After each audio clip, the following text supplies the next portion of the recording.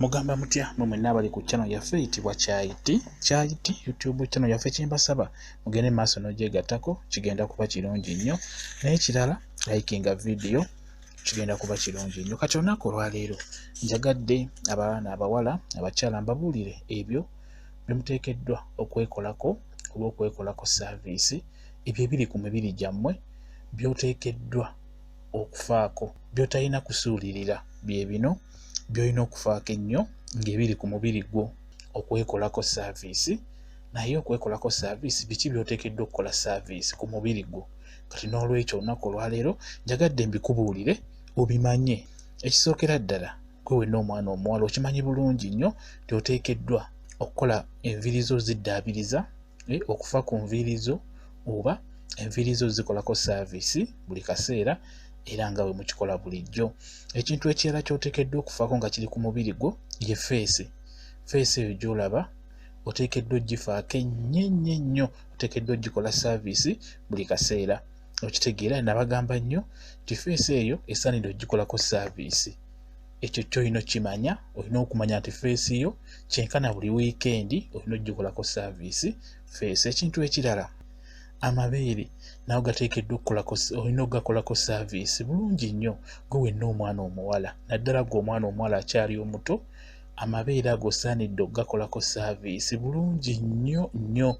Naye bagamba gye biri wansi ku YouTube ku Kyayiti, naye bagamba by'oteekeddwa okukola ku mabeere go oba toyagala gagwe oba toyagala geebake mangu.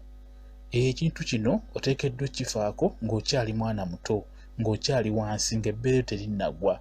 Kye mulina okumanya ebbeere lino bwe liggwa, singa ebbeere lyo liggwa ne lyebaka, totawaanagenda kunoonya ddagala mbu lijja kukomawo liyimirire. Ekyo kyo kiveeko, mbadde nkusaba baleme kubbira bwereere abo abatunda eddagala. Ebbeere bwe liba lyebase terigenda kuvaayo liddemu lifuuke ettutu. Ekyo kizibu, ekyo tebakikulimba, beera ng'okimanyi. Naye gwe wenna omwana omuwala ng'okyali muto, ebbeere nga likyayimiridde, awo olina okutandikira oddifaako oba toyagala ligwe. Naddala gwe omwana omuto nga ebbeere likyali tto nga terinaba kugwa, kati olina oddifaako, liba terijja kugwa mangu. Olinaba ligudde lijja kusigala nga lyesimbye.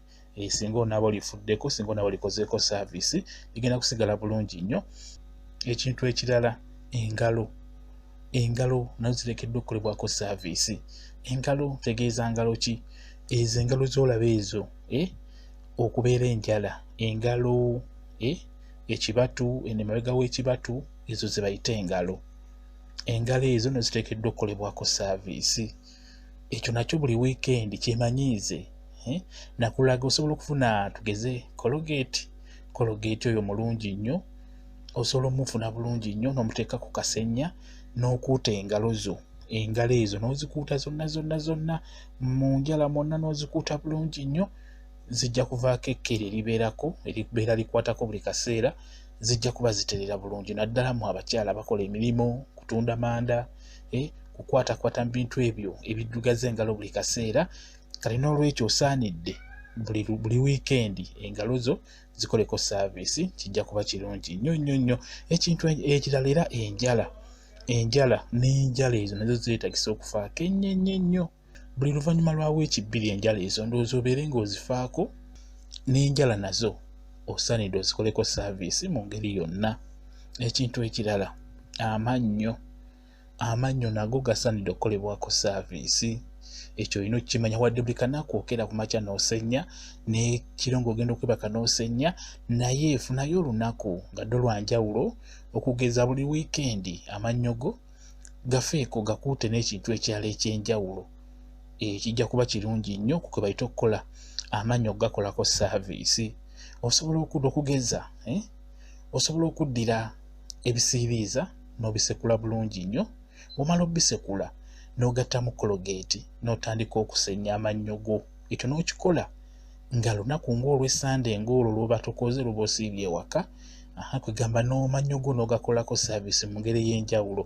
Ebisiiriiza ebyo birungi nnyo, bikuuta bulungi nnyo amannyo ne gaddawo ne geeruka bulungi. Jjukira nti ku makya osobola okugasenya ng'opapa wamu n'ekawungeezi, naye wofuna olunaku nga lwa Ssande ng'olwo amannyo go n'ogakuuta bulungi nnyo nosaamu kati ng'ekyo kugambye funa ebisiriiza obisekule bulungi nnyo ogatemu Colgate osenye kigenda kuba kirungi nnyo ogenda kuba gakozeeko service ey'enjawulo. Ekintu ekirala tukiridde ku bino ebyowansi gwe wenna omukyala ekintu ky'oteekeddwa okukolako service ekirala ku mubiri gwo abalongo. Ndoza bwe ŋŋamba abalongo beera obategeera bulungi nnyo abo nabo osaanidde obbafaako. Abalongo abo osaanidde obbafaako buli luvannyuma lwa myezi 3.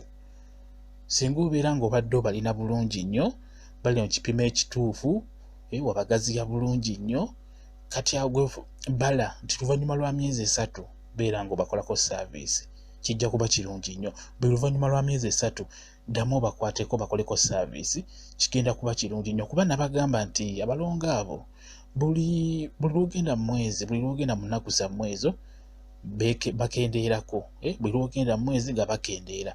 Kati tubaze nti luvannyuma lwa myezi 3 beera ng'obakolako service kigenda kuba kirungi nnyo. Tutunuulidde by'oteekeddwa okukola service ku mubiri gwo by'oteekeddwa okwefaako nga by'oteekeddwa okutunuulira ennyo olabe nti buli kaseera obeere ng'obifaako naye nga biri ku mubiri gwo gw'omwana omuwala oba omukyala. Tuli ku channel yaffe eyitibwa Kyayiti YouTube channel yaffe mugyegatteko bingi nnyo mukyafuna. Kati ekintu ekirala ky'oteekeddwa okukolako service nga kisangibwa ku mubiri gwo ekintu ekirala tumuyite Binigalo. Binigalo ono naye asaanidde okukolebwako service. Binigalo oyo asaanidde omukolako service mu ngeri yonna gy'obeera osobodde naye yeetagisa ddala okumukolako service kuba abeera akendeera mu ngeri gy'aba asobodde okitegeera. Buli lwogenda mu nsonga ez'ekikulu nga bwe mukitegeera Binigalo ono akendeera. Ate abantu nga omanyi nti abasajja abasinga tebabitegeera babeera bayiga kati buli wamukuluusanya mu ngeri etali ntuufu abeera yeeveera. Kati n'olwekyo Binigalo osaanidde naye omukolako service bulungi nnyo. Ekintu ekirala amatama mugategeera mu abaana abawala abakyala mutegeera kye bayita amatama oba ettama osaanidde oddizzaako osaanidde oddikolako service. Tubale nti buli luvannyuma lwa myezi 5 tuba tubala buli luvannyuma lwa myezi 5 ku 3 ettama eryo fuba okulaba ng'olikwatako olikomyawo oba kituyita oddikolako service. Likoleko service kugambe tutunuulira ebyo ng'omwana omuwala ebiri ku mubiri gwo by'osaanidde okwefaako by'osaanidde okukola service. Tutunuulidde ettama nayo lyetagisa bulungi nnyo okulifaako okulikolako service. Ekintu ekirala okwefunza ekyo kikulu nnyo nakyo naye tugiyite nti ebeera service y'omunda. Oteekeddwa okwefunza bulungi nnyo gwe wenna omwana omuwala omukyala kimanye nti buli lw'omala n'omusajja wa buli bwe bakwebakako ogaziwa wa buli lw'ozaala ogaziwa. Kati osaanidde okwefunza. Ebyokwefunza bingi gye biri eyo ku channel eno Kyayiti biteekayo bingi nnyo just owandikamu okwefunza bijja kuba bijjo ojja kuba obiraba. Ekirungi osaanidde weefunze ojja kuba weekozeeko bulungi nnyo service mu ngeri eyo. Ekintu ekirala okubeera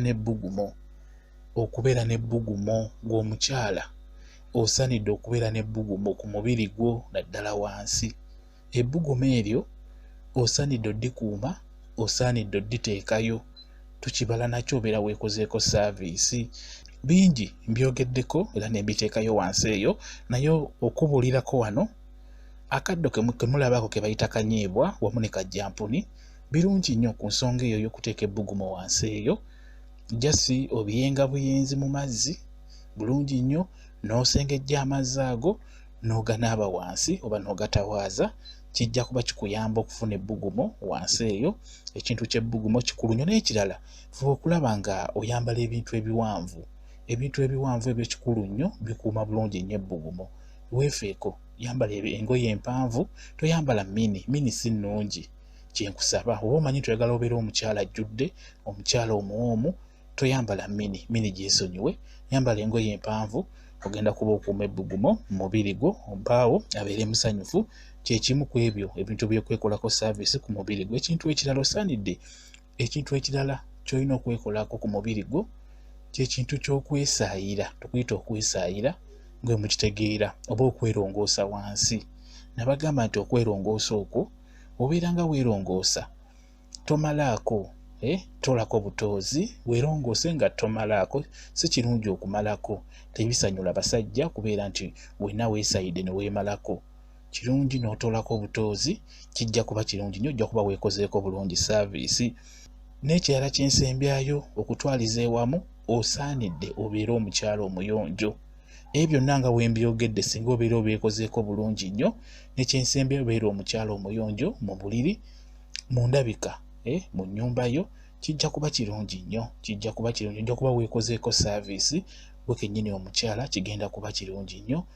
Gwe wenna omukyala, ebyo bye nkugambye by'olina okufaako, by'olina okutunuulira, by'olina okukolako saaviisi, ebyo bisangibwa ku mubiri gwo, birabirire, birongoose.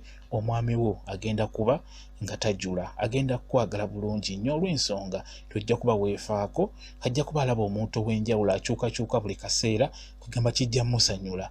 N'olwekyo beera mugezi gwe wenna omukyala, beera mugezi gwe wenna omwana omuwala omukyala. Ebyo bye nkugambye bifeeko, bituukirize, kola saaviisi omubiri gwo. Wansi kolayo saaviisi bulungi nnyo, kigenda kusanyula omwami wo. Nga we weekolako feesi ne wansi nayo weelongoosaayo nga feesi yo bw'ogirongoosa, nga bw'olongoosa akaviiri ne wansi longoosaayo, omwami wo kigenda musanyula. Beera muyonjo, naaba bulungi otukule.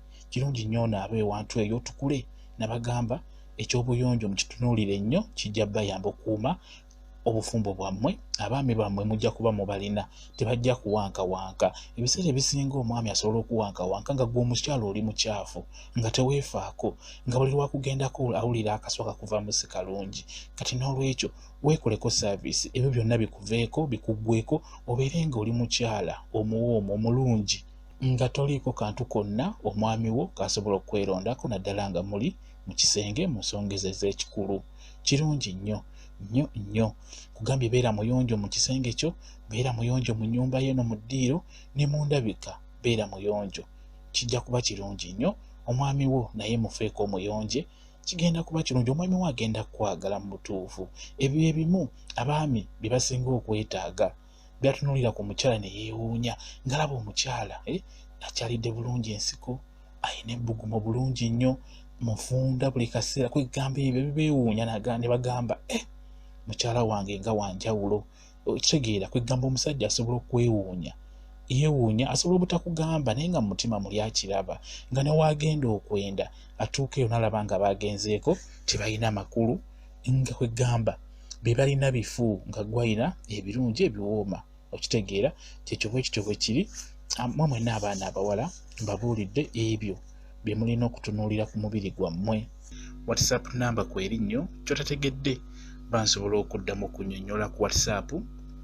WhatsApp namba eri 077873401 yeeyo WhatsApp namba yange. Osobola okujja ky'otategedde n'ombuulira ku vidiyo eno, ojja kuba nkunnyonnyola, tewali buzibu. Mwebale nnyo, mbaagala nnyo. Mwenna bali ku channel yaffe eyitibwa Kyayiti. Kyayiti YouTube channel yaffe, kyenkusaba gyegatteko, bingi ogenda kufuna, bingi ogenda kufuna. Mbaagala nnyo, mubeere bulungi, mweraba.